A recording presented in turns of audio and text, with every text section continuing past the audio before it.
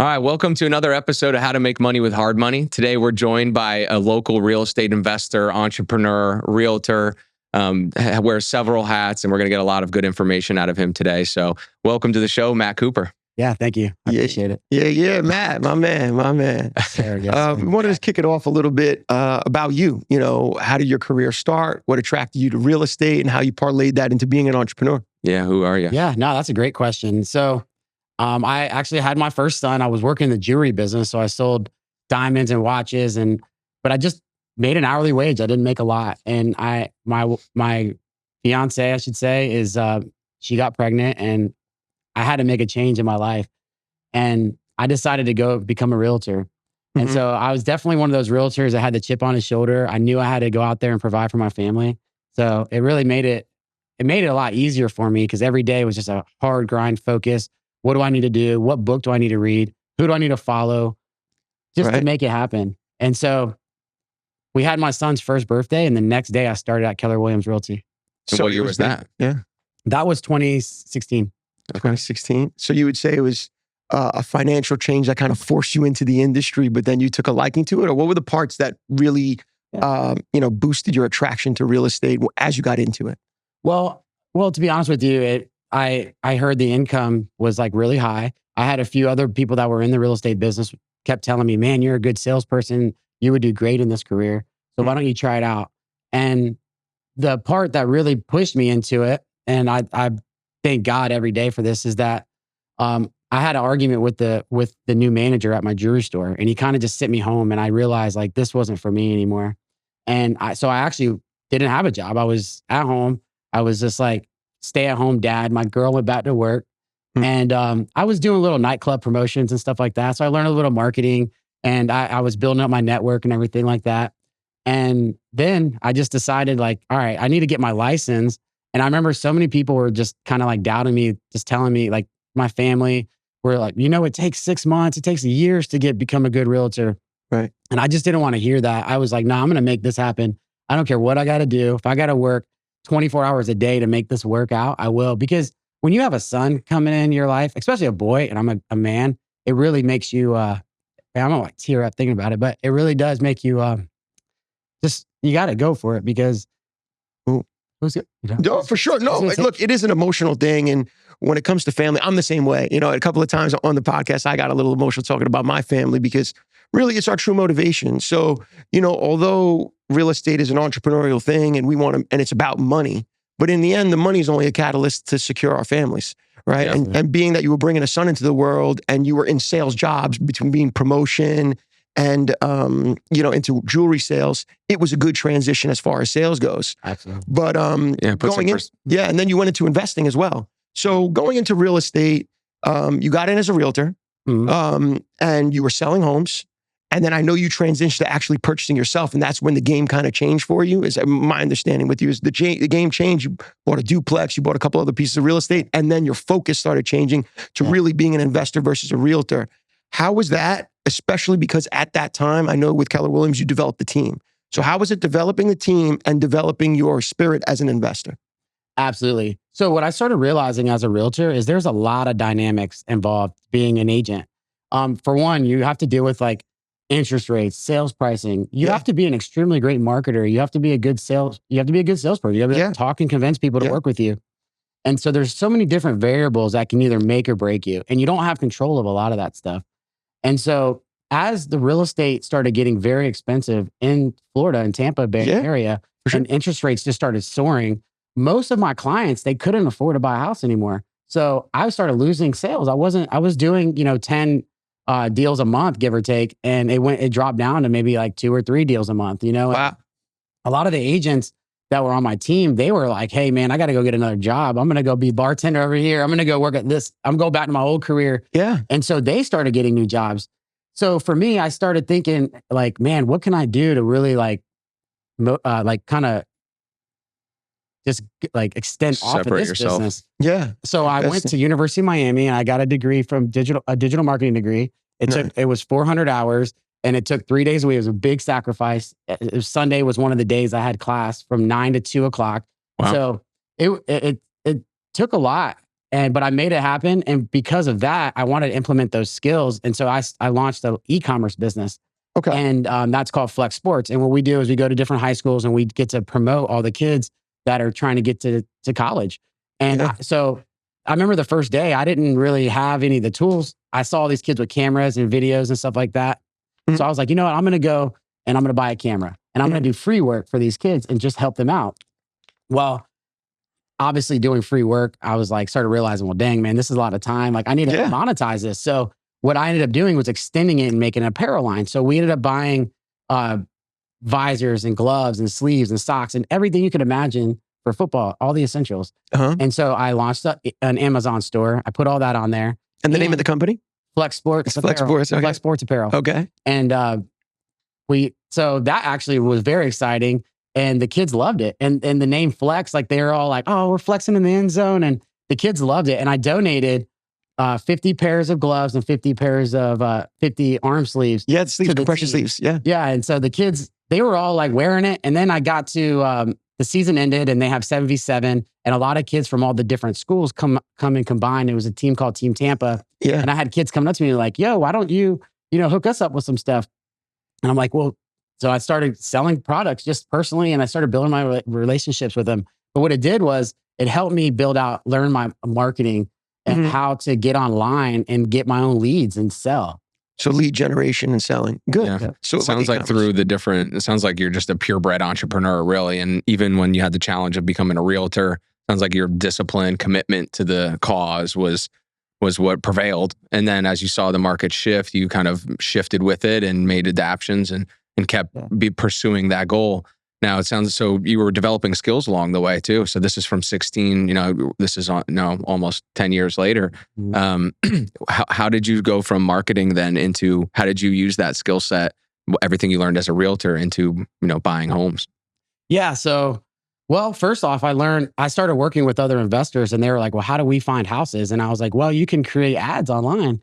And, a lot of people get triggered off that buy now, cash, stuff like that. So I was able to generate my own leads. Okay. I didn't have to go to Zillow and spend $5,000 a month for leads and stuff like that. I could generate my own. Yeah. I partnered up with a Facebook guy. He started showing me, he was charging other people $1,000 a month just to give them 50, 60 leads. And I was like, dang, you get 10 clients, you're making $10,000 a month.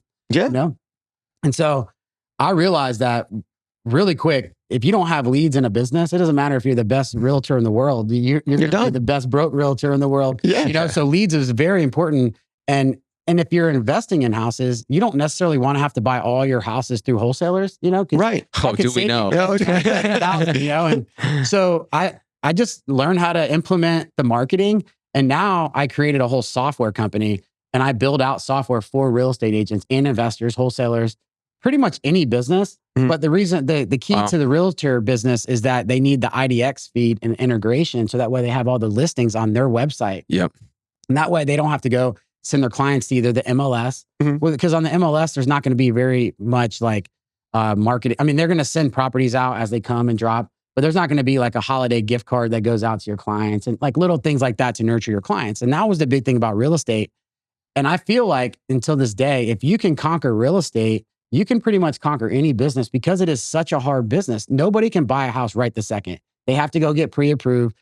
They have to find a house. So you're talking, even if somebody wants to buy a house right now, it's about a 2 to 3 month process before they can even close on it. Right. And so nurturing a customer was everything. And so once I kind of discovered like a CRM, and that's pretty basic when people are talking about business, that's the first thing you get. And I started just kind of digging in, trying to find the best CRM. And obviously our brokerages give us that type of stuff. But what I learned was like, if you ever go to leave your brokerage, they're going to take that from you and you lose all your customers. So I decided, let me go ahead and create my own. So that way I can go wherever I want to go. I'm not locked in. All my clients, I can nurture them how I want. And then I started adding automation. And right now we are in that big data boom, kind of like the .com boom. Once everybody figured out internet, everybody went crazy. Yeah. Well, now we're in the big data boom. Everybody, anywhere you go, they want your name, email. They might even want your blood type. Yeah, so of course. It doesn't matter. Like they want everything. But we're also in the big AI boom. So everybody wants automation. Right. And automation saves you so much time. Like just think about, sending emails out, to send 3,000 emails out, that could take you a couple hours. But imagine spending a couple hours to create a whole year's worth of just a campaign that now just gets sent out to your customers. And that's what we've done in our software. And we give that to everybody that buys our software. We give them these nurture campaigns. And for example, just an easy one, like a holiday nurture. So we already have that built out. So even if you have nothing going on, like they're going to at least get an email for Father's Day, Christmas. Yeah. Every the standard. holiday. Is your program like built into CRMs, like a plugin? Like it can plug into CRMs and work alongside it? So basically it's an all-in-one software. Oh, so it is a CRM also? Yeah. So basically it has the front end. So you have your website, but we also created funnels. Okay. And we can kind of get into that in a second. But the back end of everything is your CRM. But then we also have all the automations, but we also have all the tools that any business would need to use. Yep. Yeah, we're going through that right now. I mean, we've just shifted to a new CRM and just set up several new sales funnels because we do a lot of paid advertising as well. We do a lot of email campaigns, SEO. You know, we have the podcast reels. So we kind of try to play in that space, but we're always playing with funnels and the retargeting campaigns and not trying to do too much because you also don't want to be too pesky, especially as a lender. Yeah. And a lot of it is for us is being in the right place at the right time because once you have a deal, that's when you need the lender for us. Yeah. So, and it's the nice part about what you're doing is that, for the last 5 years in the Bay Area, people have always needed deals. Yeah. You know, that was like the biggest issue when everybody was fixing and flipping, everybody just needed deals. You know, and that's when we were paying a lot of wholesale fees. And then we kind of started our own wholesale company to kind of get around that as well. But it's all, to your point, is it's all about deal flow. It's all about leads, right? You need leads to get deal flow. And finding ways to make it efficient and streamlined with AI technology is going to be huge in the coming years. And I know, Matt, we kind of just jumped right to the entrepreneur part. Yeah. And we spoke a little bit about being a realtor. One of the things I wanted to ask you, if you could walk people through it, is what was the first investment deal you got in? What were the tools that you used? Because I know, you had to find the property. You had to, procure financing, which, hard money, guys like us. Yeah. So, and then you had to fix the property, sell it, all the pieces that go on with your first investment. And I know we get glory into it. Hey, we go right to the entrepreneur thing, but let's talk about that first investment deal. And you own 9 doors now. So you've been growing steadily. And I know a lot of our listeners they're in that same position where you were in 2016. They're like, I may have got my first deal or I'm more looking for my second. And, we were with a client this week who learned a lot from their first deal and we're thinking about how to make changes. And so hearing other people's deals and how they started, it's so valuable. Yeah. So what was your first? Absolutely. So, I was at my top of my real estate game and I was making 50, 60,000 a month. But what I realized, I was just spending all my money on luxury goods. I was at Burberry, got on Gucci, like they knew me by name. And then when COVID hit, there would be a long line and I would have to wait in line. So I realized I was just spending way too much on that. I needed to invest because I have kids, I want to send them to college. I have a family that I got to provide for. It's not about me anymore. It's about them, And so what I ended up doing was I decided I needed to buy a house. I saved up, I think it was like 50, 60K. I just put to the side and I started looking for a property. So you needed some cash. That's the first thing. Cash. Yeah, I needed a down payment. It was 20% down, and prices were a little bit lower at the time. However, I just bought properties in the last year at the highest with the highest interest rate. So I never want to tell anybody to not buy and try to wait around because the more of your properties you buy, you're going to eventually through mortgage pay down, through maybe refinancing down the road, lower interest rate, you're going to get yourself in the right position. But the longer you wait, the harder it is. And so I had the money set to the side and I started looking. I set up an auto search on the MLS actually, and it on multifamily, duplexes, quadplexes. I wanted something type of multifamily. Great start point. And randomly, and I thank God for a lot of this stuff because just the way things just popped up in my life, like it's like there's not really any way to explain it. So what happened was a property popped in to the search that you looked for. Totally random. It was an agent in my office. You guys might know him, Mike Notbaum. Yeah, we know Mike. We know Mike well. So a great friend of mine. So I called him up. I'm like, bro, I need this deal, man. You got to sell it to me. He's like, dude, we got multiple offers. He's like, but you're my boy. I'm gonna give it to you, Matt. And I bought it for $159, I believe. We had and it was a single family duplex, triplex, duplex, so 2 floors. Okay. And at the time, it was like $700 for rent each one. Now those rents are $1,400. So that's how much it doubled up, So love that. And so I bought that property. Well, you get it under contract, right? Get it under contract. And then you do your inspections, everything else. And then you get your finance. What type of financing did you find? What was in it for you? What was your financial profile at the time? things like that. Well, I think that was the first deal we did together. If I'm I not believe. mistaken. Yeah. Was it that one? So Yeah. I think you Okay. financed that deal for me, if I'm not mistaken. Yeah. So and then we negotiated some repairs. I think we got like 5 or 6K. We ended up using that for some of the closing costs. Okay. And closed on it. And then now, fast forward 2 or 3 years, built up. At the time, I think this is a year ago, January. Yeah. We did an evaluation. It was worth like $225, so it was up like $60,000. Okay. Right? But because I had to put the down payment down, my mortgage is like 120 is all I owed left on it, and it was worth 220. That was the evaluation, and totally randomly, one of my business partners from years before, he called me and he started sending me duplexes. And as a realtor, he wanted me to advise him to buy his own duplex. And this is why I would love partnerships. You guys have a great partnership, and I encourage people to work with others that you guys share the same vision and align that goal, because it's hard to do things on your own. And so I had the one duplex, but to be honest with you, real estate started kind of tanking as a realtor. I wasn't focusing on it. I was building up my other brands and doing things like that.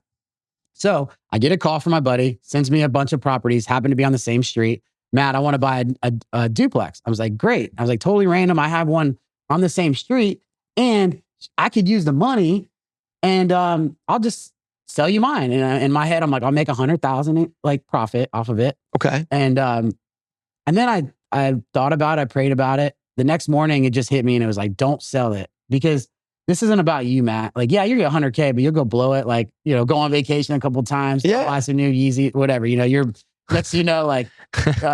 money's gone, right? And now a year later, you're sitting here scratching your head like, dang, I'm out of the game. Very typical of many people. As a realtor, you make a lot of money. So I didn't have that type of income coming in to go buy another one. So I told my buddy, I called him up. I was like, look, I have 100K in equity. You give me $50,000 and you can have half the property. I don't care. And then we'll partner up. You want to build financial wealth for your family, and I want to build that with my family. So our visions align. And we just started grinding. We signed a contract. We're 50-50 partners. Our company is called HD Rental Company. Okay. And in 1 year, by bringing him, he's an animal in business. Okay. He like surpasses me. That's why I like working with him. He's like, this guy, like, he is an animal. Like, well, they say you always got to be in the room with better people, right? Yeah. That's and he's also built a couple of companies that are $1 million companies. So he does very well. He's in a very great financial situation. Partnered up with him. And then, so I basically got my initial investment back. Yeah, you're 50,000. So now you got 50,000. You got a really good, strong partner. I mean, we've talked about partners too, just to pause there for a second, because partners are such a big deal. And if you can't get in the game now because you don't have a stack of cash or you don't have good credit, we just had Andy on the podcast last week, Andy Williams, who, these guys are building homes with credit cards and partnering up with people with better credit scores to get lines of credit to then start the home and then, get a hard money loan to finish it. So there are so many creative ways to get in the game. Partnerships is one of the biggest ones. You know, we do a lot of joint ventures. We're doing deals where somebody's pledging land, somebody's bringing money, we're executing on the build, and there's profit sharing. So I just love that point. I just wanted to stop it there and just say partners, and there are so many ways to get in the game. Yeah, for sure. There's nothing that should stop anybody. Yeah. So you get this infusion of capital, you get a really good partner, and now what's your vision? Are you ultimately sitting there, hey, I want to buy a bunch more homes, or am I trying to branch off and do this, or everything all at once? Or what do you think? Yeah. So actually, our owner of R. Keller Williams, Chris McLaughlin, he's also a savvy investor. He wrote a book, How to Invest in Real Estate. I can't remember the title, but you can look it up on Amazon. It's on there. But I when I first saw he launched the book, I felt like if I didn't read the book, to go ask some questions would be kind of like, dude, go read my book. I was like, you don't want the time. You don't want to be a fraud. That's good. So I read his book, and one of the strategies that he said was flip 3 houses, save all the cash, and then buy your next investment property. And in his day, they'd flip 3 houses, make 30, 60, 90,000. Well, 90,000 go buy you a duplex. Right now. Yeah. Now that 90,000 is your down payment. So it's the times have changed. Yeah, you need about $500,000. Yeah, for sure. So that was our strategy. And just so happened that I had a customer that came to me, and she was like, hey, Matt, my house is just in terrible condition, but I need to sell it fast. I need to get rid of it. So I actually tried to do a wholesale with it, and to make the cash. And I was going to make maybe like $20,000 in wholesale, maybe 10. I can't remember exactly the number, but the buyer backed out of it. So I went back to the owner and I said, look, let's sign an agreement. let me remodel this property. Okay. And then let me put on the MLS and sell it as a realtor. And she was like, okay, I don't really care. So I signed an agreement. Nice. Anything after this amount of money that we agreed upon, which I want to say at the time it was like 270, but we sold it for 400. So we added, I want to say we put $60,000 into it. Nice. So anything over that number, so we got our money back plus a good profit. What was your profit sharing on that one? Just for people's education. I think we made like $60K on that one. Did you give them half? Did you give the seller half? Did you take? That was the great part about it. The deal that I negotiated, which I talked to my partner and we kind of like collaborated on how I was going to approach it. But she wanted 280 on the deal. And what I ended up saying was like 280 minus commission would be 268 is what I ended up getting it for. So because I didn't need the commission anymore. So she just wanted her price. As long as she got her price, you can make anything over. Yeah, that was the deal. Awesome. And so we signed a contract with that. We also signed a listing agreement. And I was able to list it on the MLS. Nice. So instead of having to buy it and spending the money on the interest and like it's a great down model. payment and all that stuff, I was able to do the remodel, list it on the market and sell it. So one more question on that. How did you remodel it? Did you use your own cash? Did you use credit cards? Did you get a loan? Because you didn't own the asset, so you couldn't really pledge it as collateral. Yeah, we use our own cash. You use your own cash. Yeah. Perfect. Yeah, I think a lot of people would be wondering because that's a great model on how to take on, find people. Right now, we're doing that with land bankers. Yep. You got land, you're on. We had somebody who, let's say they wanted to get $1.5 million. We could only give them 1.2. So, hey, pledge us the land. We'll build a home on it. And when we sell it, we'll give you 1.7. How about that? Just wait 1 year. Sure. No problem. Creative. Yeah. You got to get creative. Man, this market's tough out here. So sometimes you got to figure out, strategize. That's when you have partners and you can collab with different people. Yeah. Like you can think of some great ideas. Well, I love this conversation because the truth is we don't speak a lot. You hear all the time, buy real estate, zero money out of pocket. You don't have to put any money up. What we found is it's creative financing deals, creative JV agreements, it's creative relationships that allow you to get into real estate ventures with limited capital.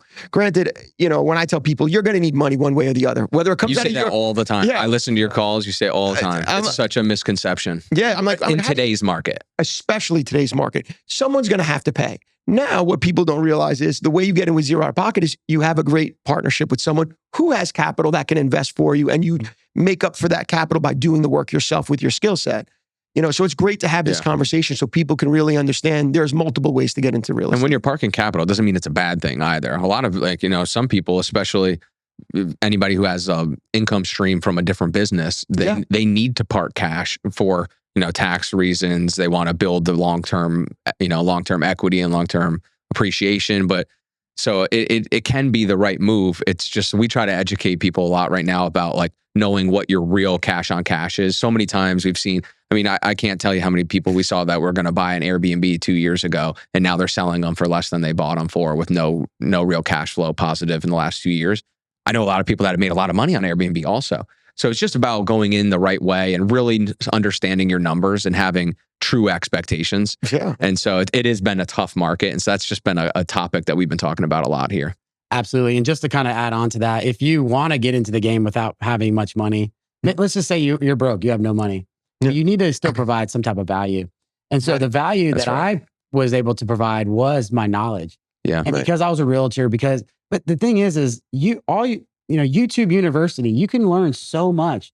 And there's a lot of people that have money that are so focused on their other business, they don't have time to go learn all this. Yeah. So just imagine you have a millionaire friend, or maybe it's not even your friend, but you network and you find somebody that has money. Mm-hmm. They want to get into that game, but they don't really know the game, right? Or don't have the time. And you could come in and be like, I'll spend my time.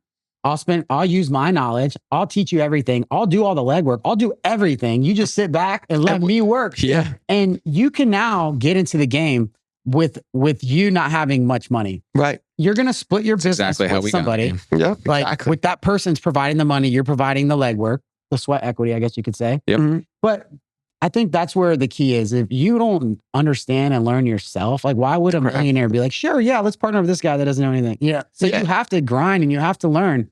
And I spent a lot of nights. I read every day. Like, I know like some people, like some of my friends, they like laugh at me. They don't even believe me half the time, but I read the Bible every single night. I read one page. We believe you. Yeah. So every day you read something. And before I did that, I was reading, I would catch myself just reading posts, and I would be like, man, I just spent an hour reading. Like, and then but it was doom scrolling. Yeah. You're just reading nothing that like it's no value to yourself. So depending on what your venture is going to be or what your plan of action is, that's what you need to learn. You know, reading somebody's post about like this drama, right?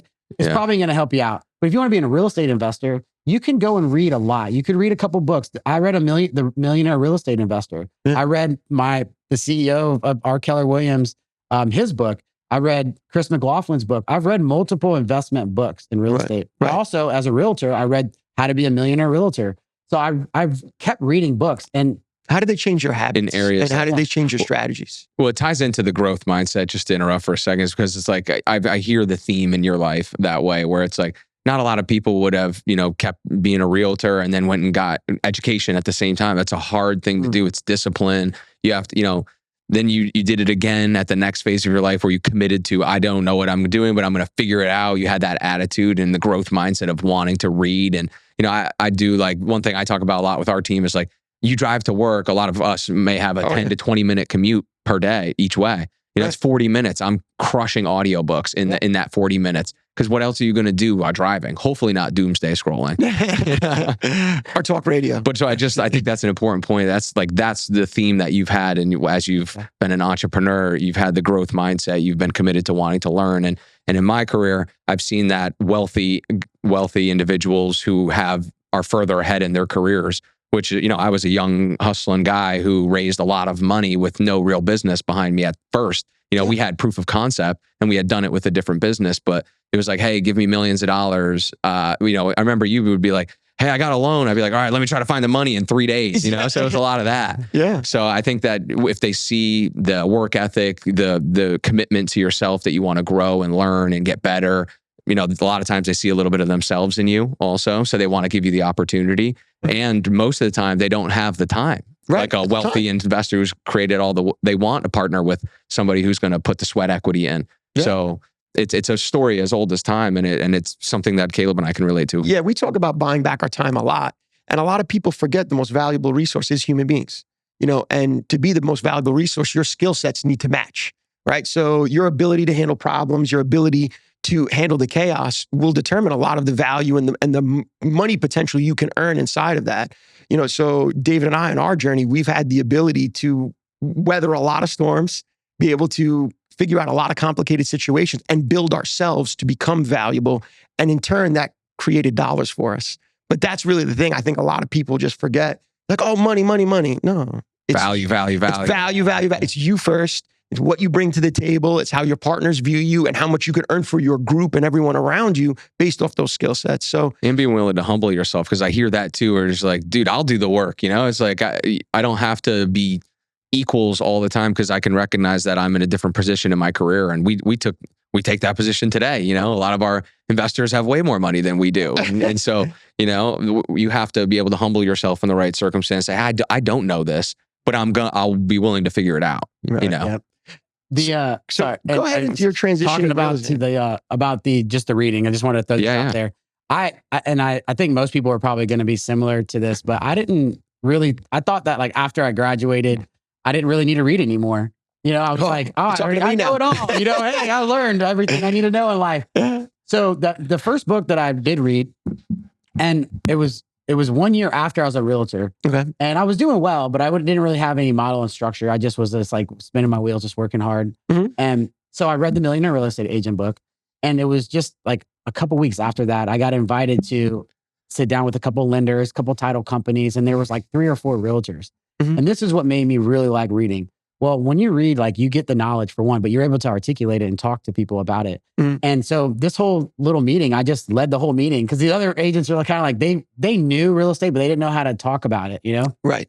And I just read How to Be a Millionaire Realtor. So I'm over here like, yeah, you do this, you build a team like that, you shouldn't probably do that. You know, so I'm going through it all. Well, right after the meeting, the lender was like, hey, I just got this buyer pre-approved. Can you go show him a house? I was like, sure. I literally drove to the house. The guy's like, this is the one. Yeah. So I didn't really do much, but that meeting, talking and showing the value that like, I'm willing to hustle. I know my stuff. The lady chose me out of the other realtors. I went there, sold a house, made $10,000. Right. $300,000 house, 3%, made like $995, whatever it is. Love it. You know? So that separated you from the group. separated us. All right, one question, because you have a great story and you've learned a lot in a short period, relatively from 2016 to 2024. You've done a lot in a short period of time, and it was a tougher market. I mean, from 21 to now, it's been a tougher market. You've still grown your portfolio. I guess what was your first impression of hard money when like you heard about hard money? Right. What is hard money? Because when you were learning, and I assume, I mean, when I was a realtor as well, and when I was learning, like nobody talked about hard money as a realtor. I mean, it was all heavily conventional loans. I barely could figure out what an FHA loan was when I was first starting, you know? Yeah. So hard money was just like this idea that was way over there. No, I think back to Caleb. We were one day just talking. We were in the building, and he was just like, "Yeah, bro, we got hard money." And I was like, "What is that?" You know, he's like, "Well, this actually makes you like a cash buyer. So all those houses that you can't get closed because the roof is torn up or AC is broken, it doesn't pass the insurance, and just so an FHA buyer just can't buy this. You, as the investor, if you have 20% down, I believe it might even been less than that at that point. I'm not really sure the down payment, but." He's like, you can buy this house. Doesn't matter. It could be the worst house on the block, and you can buy it with our hard money. And then was that like total? You were like, I didn't know that existed at first. Yeah, or? I didn't know that it even existed. So I thought you either just cash, because then I started doing my research, and people actually will write like cash, like they're a cash buyer. Yeah. So you can assume that you're a cash buyer, even though you're hard money, and because you don't have the FHA conventional type of lenders in your whole business. You know, picking it apart, like this roof needs to be replaced. You know, this needs to be done. This, you need insurance, you know, you need all this. And so everything just got, and so actually at that time, I partnered up with this girl. She actually had gotten an inheritance, and I sat down, I was like, look, we can do hard money. We can use your cash for the down payment, and we can fix and flip. I'll be the knowledge. And so at that time, again, like I had no money. Love it. Literally jumped in there, flipped. I think we flipped 2 or 3 properties. She ended up getting a divorce. And she was the one with all the money. So the husband got like, yeah. So she ended up buying the house from him, gave him so she ended up basically depleting a lot of her reserves. All her money. Mm-hmm. But the other thing was right after we flipped those 3 houses, I showed her a duplex, and she bought the duplex. So I made the commission as a realtor, but I didn't feel at the time that I think about things a little bit different maybe now, but at the time I felt like this was something for her. I didn't want to be an owner of her duplex. Like this is your money. I'm not really contributing anything. I'll help you out as a realtor. I made a commission, but it's her duplex at the end of the day. And that was makes you a great partner. Makes you a great partner to be sensitive and understanding of that. So that's good. She still has that duplex. She got that thing for like $120,000. It's worth $300. She probably doesn't realize what it's worth right now. She's a good friend of mine. I actually asked her not too long ago, and her husband's still one of my friends as well. Hey, would you want to sell that thing? And she's like, heck no. She don't even have a job, and the cash flow off of it gives her like $2,000 a month. She's good. That's awesome. Good. So that was my first couple of flips, and we did the hard money. And that's when I met Caleb actually. And we started talking about the different opportunities you can use. So you got a good intro into hard money. Some people think that like it's a guy that'll break your kneecaps if you don't pay or something. You know, it's like loan sharks or something. Yeah, for sure. One of the things I wanted to ask you too, for a lot of people in that position where they want to make the jump, they want to use private financing, hard money, or something like that. How do you advise your clients when they're trying to buy their first investment, whether they're out of state, in state, but to use private financing or hard money to do so? Yeah. Well, so one of the best strategies I've always felt, and even though I haven't followed this all the way to the T, I would recommend this for everybody, is finding a house that is, dilapidated or just very just a ruined house, like in a neighborhood. Mm-hmm. And then now you put the equity in there, buy with a hard money, and then you basically refinance it into a DSCR, 30-year mortgage. And you're going to get to skip a lot of the other fees, like trying to list it on the market, and you get to own that property, but you bought it at such a good deal. Yeah. You're more considerate about what items you're putting into the property. You do maybe a less rehab, maybe $20K instead of $50K, right? Because you're going to keep it anyways. At the end of the day, you get everything nice and ready. Then you go back to you guys and you get the DSCR loan, and now you turn it into a 30-year mortgage. And that now becomes, you can essentially, if you play your cards right, you can get all your money back and now own a property. And I think that what made me do that was the partner that I was just telling you about, my first couple flips, we over improved the house, and we ended up selling it. It didn't appraise. And then it was like the plumbing was this. And then I think we even had to put a new roof on. Long story short, we did all this work to make like $5K. I think we made $6,000. We both took $3,000, and that was it, But luckily, right in that same right when that same story was going on, we ended up getting another property, and we started doing the rehab on that one. And I put a coming soon sign in the front yard, and the driver drove by. I really like it. And we're like, well, we haven't really done any work. She's like, I'll just, finish this and that, and I'll take it as it is to get a better price for her. So that one we made 50,000. So, you kind of rebounded, so, a lot of times it's like when you fail forward, you might not have made it happen the first time. And you keep trying, you keep working. But every time you, in your heart that you fail, you feel like you failed. Well, you naturally go back home and you start thinking like, well, what could I have done differently? What could I, when you win all the time, it's hard to think like that. You're just like, I'm the man, Yeah, of course. But when you fail, and you played sports and, if like you didn't make the team or for some reason, you're going to go home and be like, man, maybe, that's when you become a man and you start taking accountability. Maybe I should have did those sit-ups, or maybe I should have ran those laps, or maybe I should be doing, ball skill. And you realize like, because I failed, I need to do this and that and that. And you start thinking, you start strategizing. The greatest teacher is failure. Failure is the greatest teacher. But you learned a valuable lesson as far as real estate. Like what I heard you say was over improving in the wrong neighborhood. Yeah. And then it taught you where doing maybe more of a builder's grade finish, you made more money. So it's really going back to when you're investing is learning when you should be putting the money in, why. And also you're in the river. We call it in the game all the time. It's like when even though you're in the game, you're flipping this home, it didn't go as the way you wanted it to, you're learning along the way. And then it led you to another deal because you were in the game. Like when you're in the game, you're in the river, that's the only way that you can get downstream and things happen to you when you're in the game. I think about like, we were talking about that deal that just hit. For sometimes, we lose a lot of deals too. We work a lot of deals hard that fall apart at the closing table because we have really short timelines on our deals. So we might get an application Monday and it close on Wednesday or Friday. So in 3 to 5 days, a lot can happen. And so you work a lot of deals fall off, but just as many pop up out of nowhere and close. And you can, so it's, if you're in the game and you're doing the right things and you're consistently, in the river, things will happen to you. Yeah. And if you're failing forward and you have the right attitude and you're being ethical, like then good things will come your way. Yeah. I would tell realtors, just to go along with that same concept, that I would always tell them like, let's go door knocking. And I know that when we go knocking on these doors and I was actually the agent, I didn't really actually knock on the door. I did put like a flyer on it and then kind of run out the yard, cause I want to get, and I would actually, I would tell them like, nobody's going to probably open the door and be like, hey, list my house. It doesn't really work that way. Right. But I always had that good luck because I'm in the river just swimming. Yep. That if I go door knocking today, I'll probably get some weird call later this afternoon or tomorrow. Like, hey, come sell my house. My friend told me about you. And then now with social media, so true. You can record yourself do certain things and then you can post it on there. And then other people, sellers, right? They want the hardest worker. It costs the same to sell your house with anybody you work with, essentially. Like, I mean, there's other agents that maybe like discount their fees, but for the most part, you can hire this agent that's never sold a house and he's going to try to charge you 6% or whatever the commission is. And then this agent that sold 1 million houses, he's going to charge you 6%.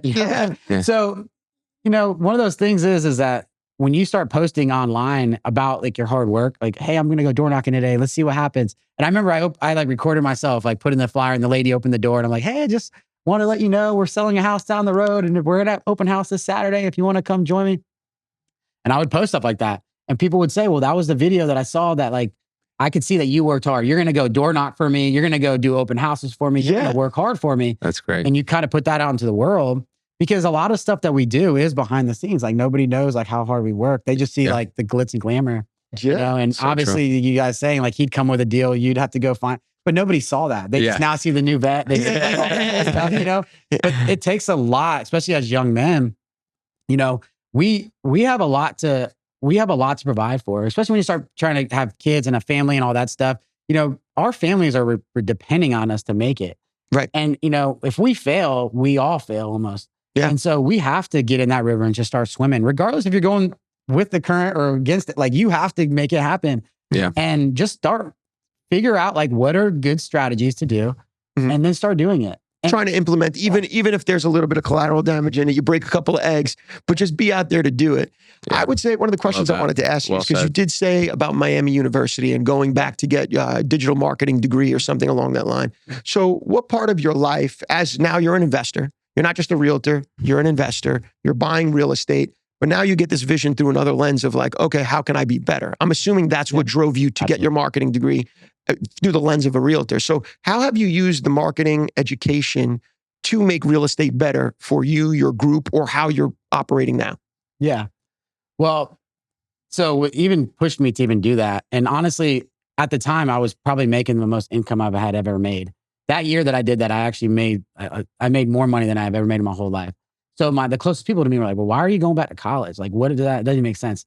There was a few reasons. One of the reasons was I was starting to work with the high schools, and all those kids were going to college, and I didn't have a college degree at the time. And so I'm like, yeah, I went to HCC for a year and, kind of dropped out. But so to now to be able to be like, yeah, like this kid, he just committed to University of Miami for football. Yeah. He's one of the top running backs in the area. His name is Gerard Pringle at Armwood High School. Yeah. And it feels so good to be like, yo, I'm an alumni. What's up, bro? You in? Yeah. Like I feel so cool about it. And I was always a Florida State fan, and I just always dreamed about if I went to Florida State, like how much could my life have changed? Right. They didn't offer the digital marketing program, or I probably would have did it there. Only at that time, I've noticed other schools are doing it, but University of Miami was like kind of like the first school to start offering that. And because it had just come off of COVID, I was able to do everything on Zoom. So I didn't have to go anywhere. I didn't have to go to the campus. I just went to the campus just to take pictures and kind of graduate. Yeah. But other than that, like I never had to go to the campus. So I did everything from my bedroom. Nice. Awesome. With everybody telling me like, you're dumb. Why would you go to college? Like just be a realtor forever. Like, you know what I mean? So at the peak of your financial life at this moment, you decide to go back to school. You get this digital marketing degree. And now, is it just the videos that you're doing different as a realtor? Or are you using it to maybe invest differently? Or has it just expanded your entrepreneurialism as far as, the jewelry stores, everything else? So, all right. So the digital marketing is, so there's digital content, which like kind of like this, we're making podcasts, we make videos, but digital marketing is getting those videos out there. And that's going to be more like your website. They're doing search engine optimization, SEO. You probably heard. Yeah. Then you have like just context writing, like writing. Now we can use like ChatGPT and then you have just social media marketing where you're on Facebook, and then you have the organic side where you're just posting a bunch. But then you also have the ads on, for sure, social media ads, Meta. Then you have the groups you can hound. And yeah. So understanding how to get online and really get your name out there is the big key. And there's been a lot of businesses that's capitalized on that. They're the ones that get all the leads and then they sell them to everybody else. That doesn't really, so there is a lot of knowledge in that. And that's what drove me to create. I learned e-commerce in that class. I learned how to go set up an Amazon store. And then, and then I just continue learning. And I think that's the key to life is just always learn, especially if you're in like a rut in life, you need to like go watch some YouTube videos, pick up a book, go learn from somebody, go find a mentor.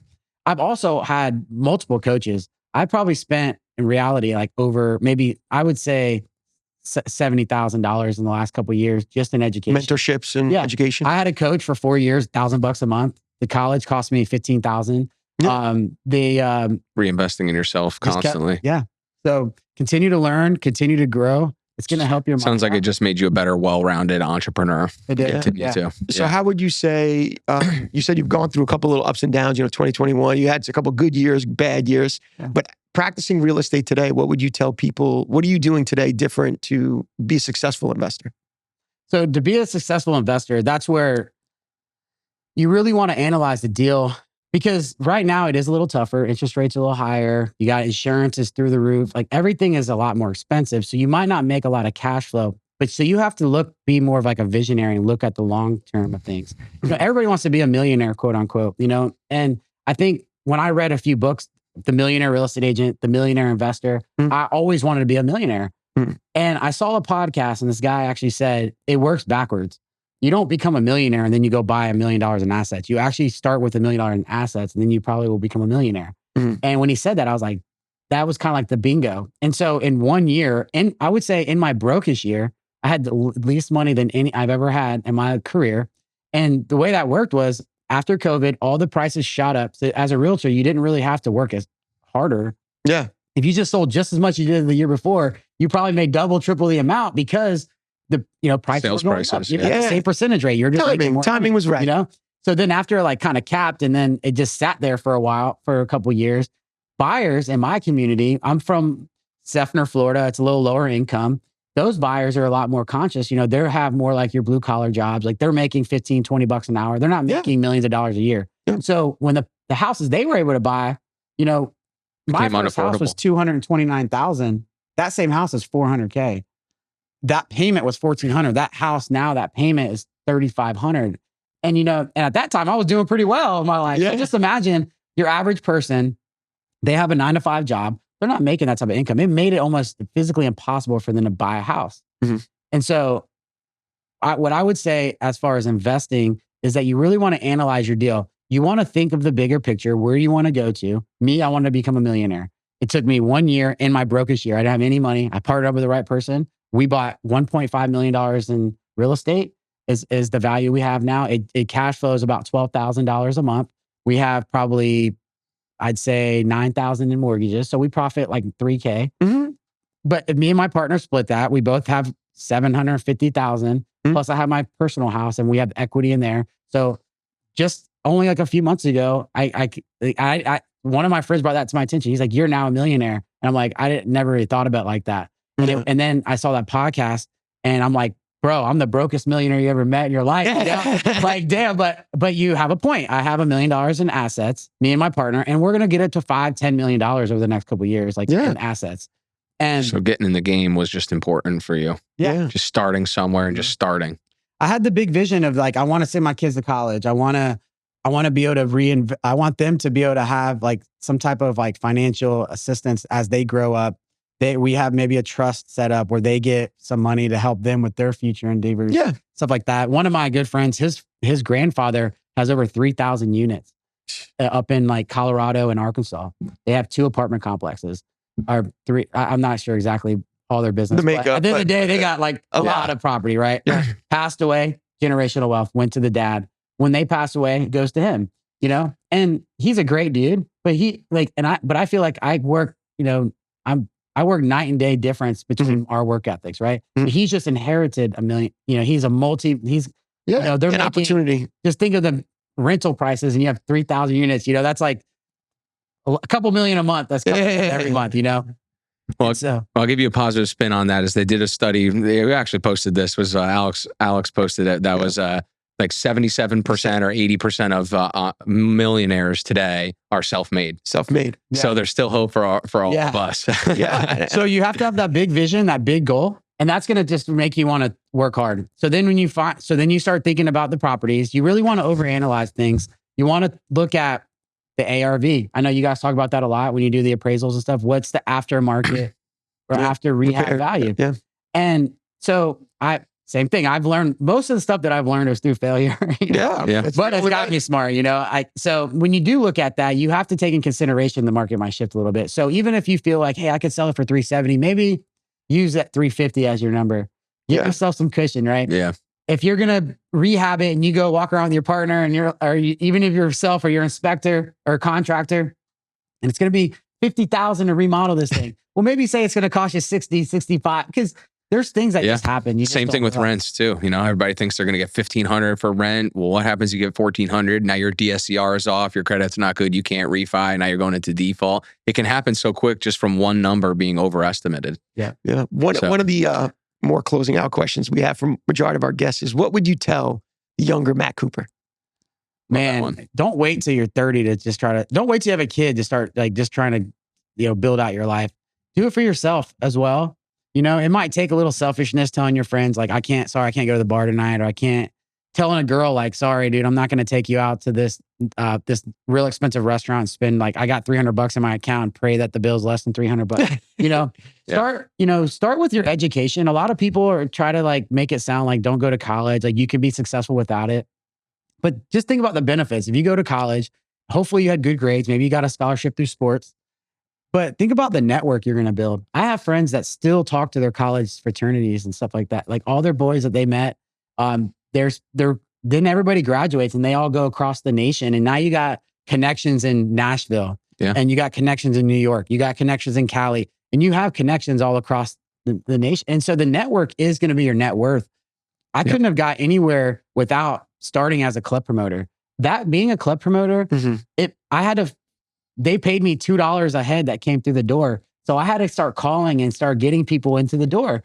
And I made like $250 like my first night working. And I had, it was basically 2 or 3 birthday parties that all came out. Yeah. And I had 40 kids that came out. Yeah. And then I partnered up with a kid that went to USF, and he would do a big party bus.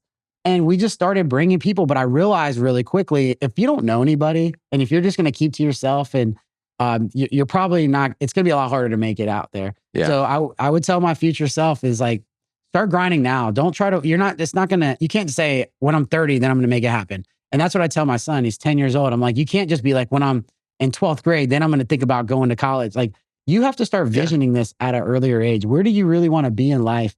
And that's what would help me out. And I think it would help all young people out, is that start thinking about it now. Look at the people that you inspire to be mentors, and what do they do, and start learning about it. Yeah. Because there's awesome. kids that are 12 years old that are learning how to code and build websites out, and every business needs a website.